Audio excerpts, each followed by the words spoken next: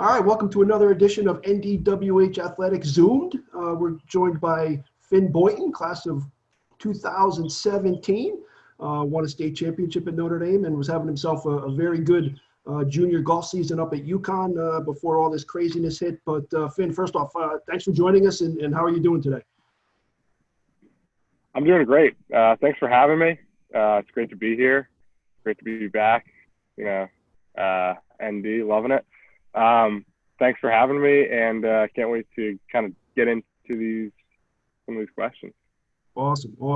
I did create my Zoom background for you today of the first hole of the inside nine at Racebrook just for you. So I hope that brings some good memories for you. I love it. Thanks for doing that. Great. Awesome. Let's talk UConn first. Just junior year, you're having a great season. For those unfamiliar with how college golf works, tell us, you played part of your season in the fall and part of it in the spring. So tell everyone how that works.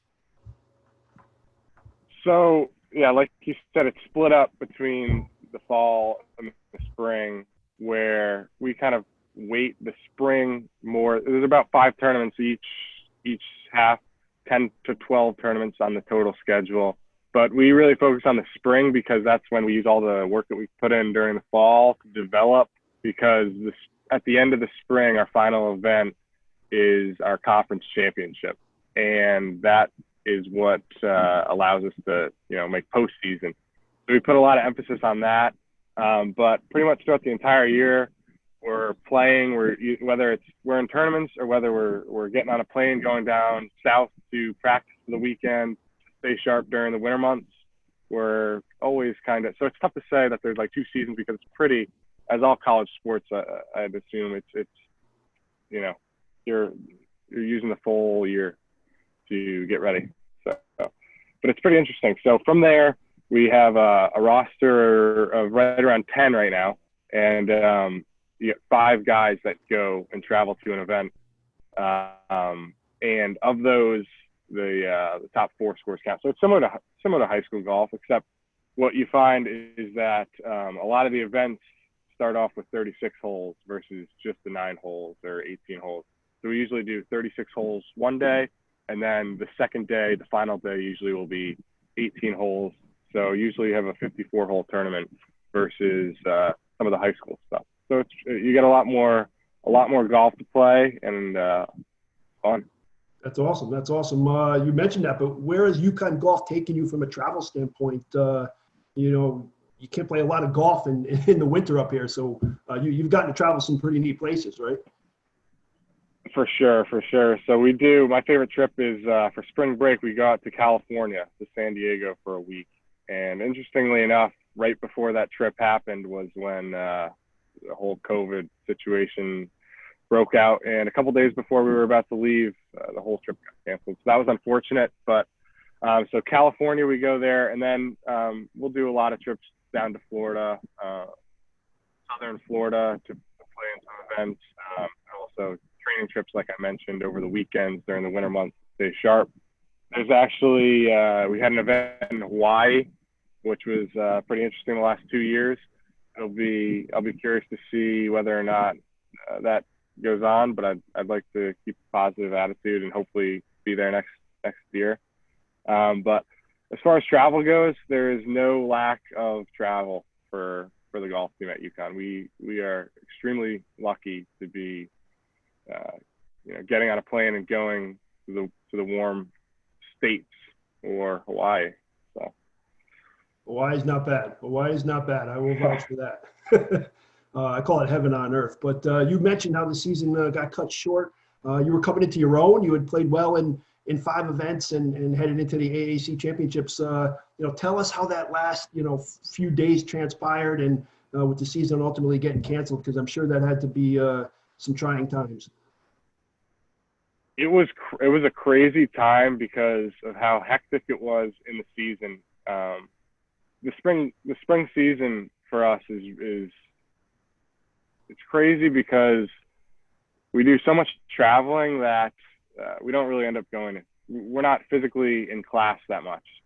So I actually had just gotten out of our second event of the season, which was in Arizona. And I had the next day I had meetings scheduled in New York City. So I had to go to New York City, take 3 interviews, and then get back to campus that night for a flight to get Fort Lauderdale for our next event.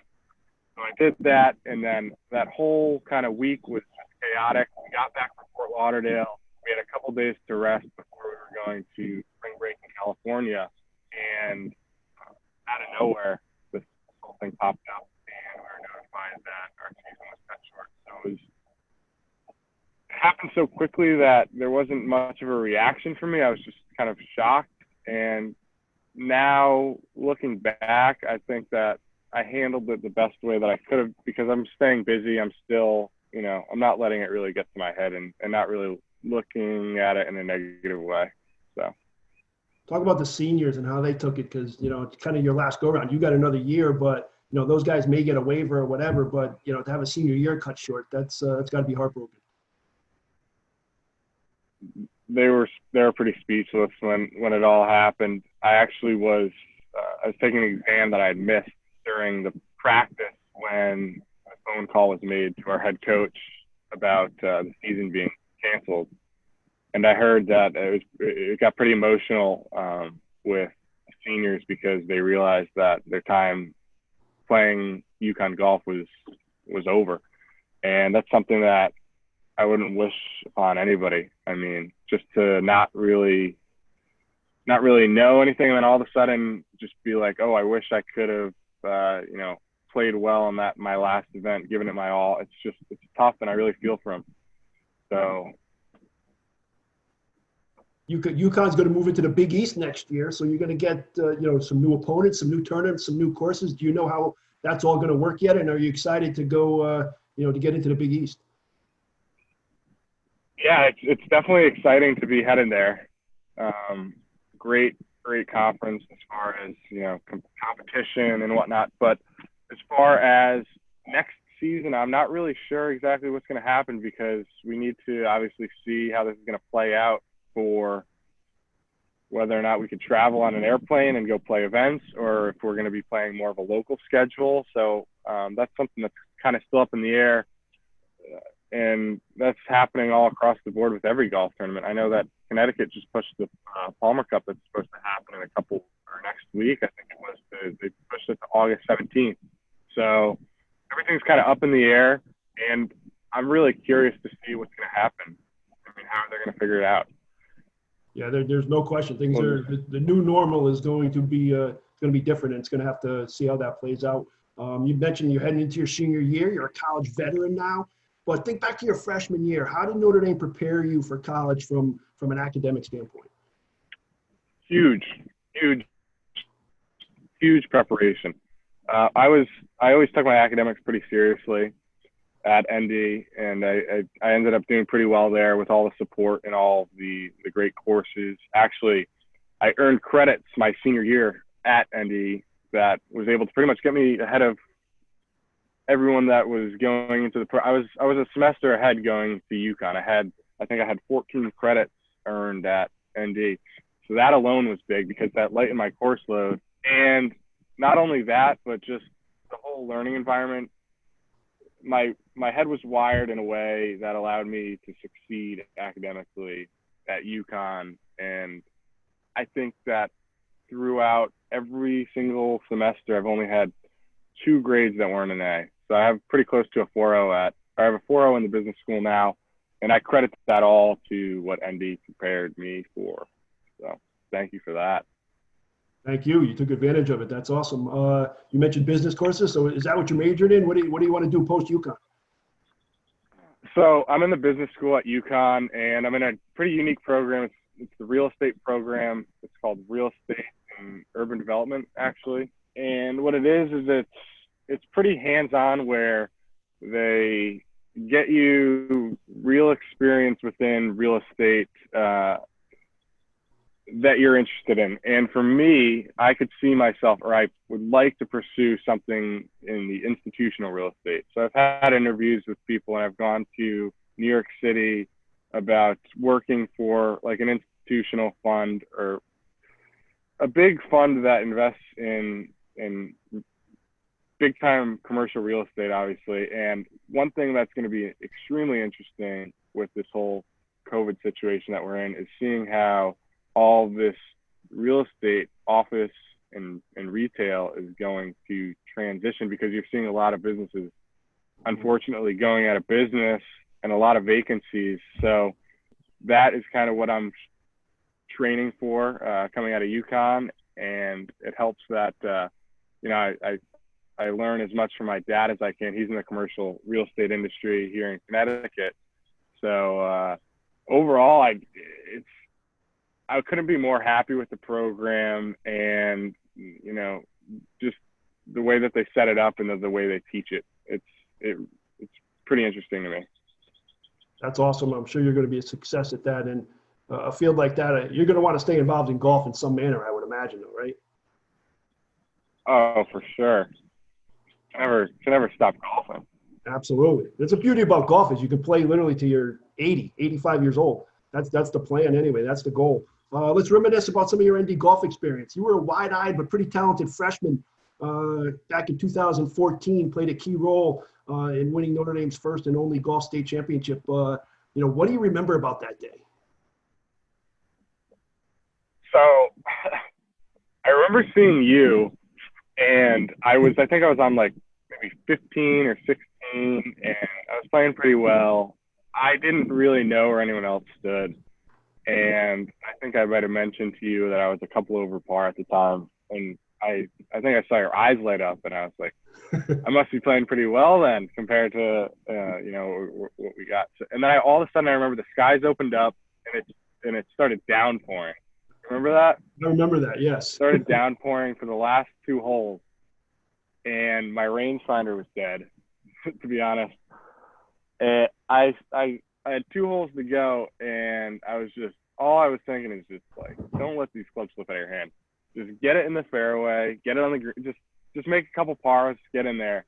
And I think when I tapped in on that last hole and signed my scorecard, 75, I was happy with it. And then to go in and see my teammates and to tell them what I shot, and to hear that they also played well, and that we had the possibility of winning a championship and ultimately doing it, that was a big highlight in my life.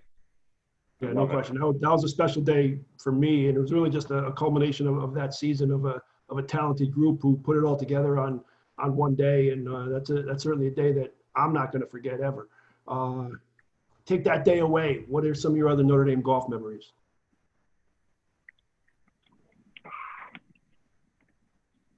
I'd say that bittersweet was that last event that the final state championship. I think I shot 4 or 5 under, and then I got clipped by 1 shot. That hurt. On the 18th hole, if I remember.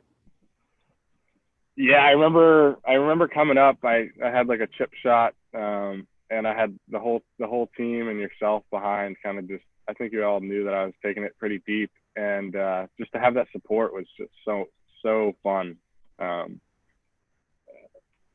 As far as other memories, I really enjoyed the experience in meeting, all the guys that the team brought together, and just competing with a whole different kind of variety of people, because we had such a blast, and you can't really put it to words how much fun it was.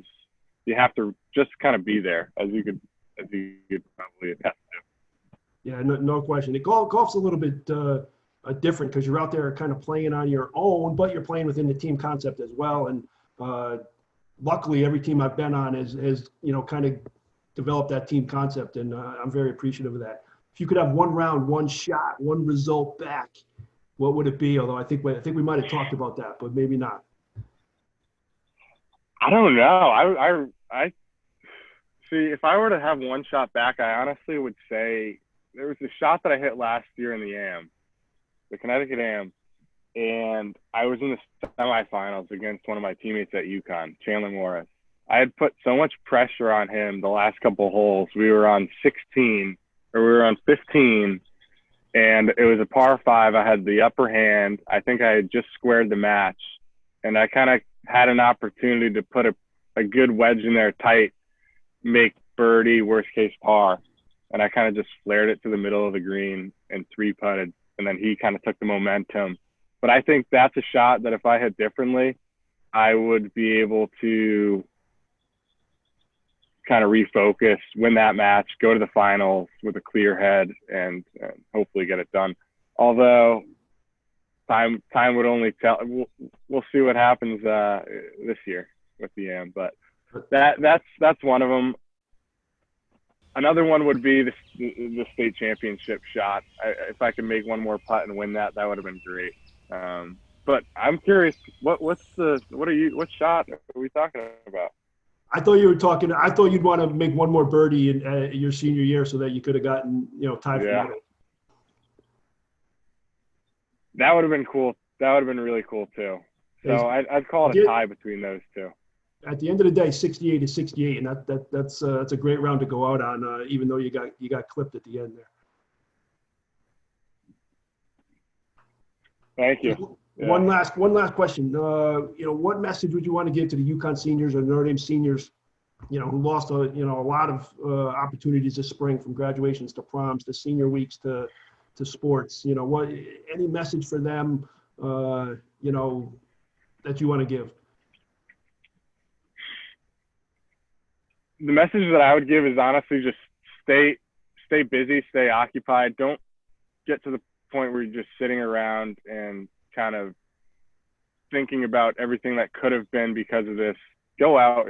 It's going to be summer. It's really nice out. You can still socially distance and do things. You can still get on the golf course. Just stay entertained and don't let this really affect you too much because time will only tell when this is going to be over. And once it is, everyone will be back to hopefully normal. And, for the meantime, I think we should all just kind of stay entertained and not really get too down or too ahead of ourselves.